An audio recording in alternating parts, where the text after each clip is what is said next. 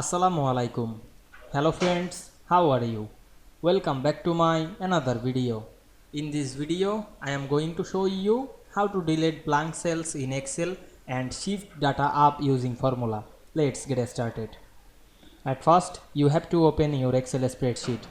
We can see here many data to this spreadsheet, but some cells are blank. Now we want to delete the blank cells and shift data up. At first, select your data, click and drag on your mouse, then press Ctrl Z on your keyboard and click the special option, then check mark on the blanks, click OK.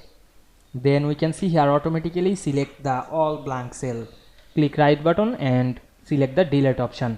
We can see here option is shift cells left or up. Now I am select the shift cells up, click OK. We can see we delete blank cells in Excel and shift data up using formula easily. I hope you enjoyed my video. Please like, comment, share and subscribe my channel. Thanks for watching.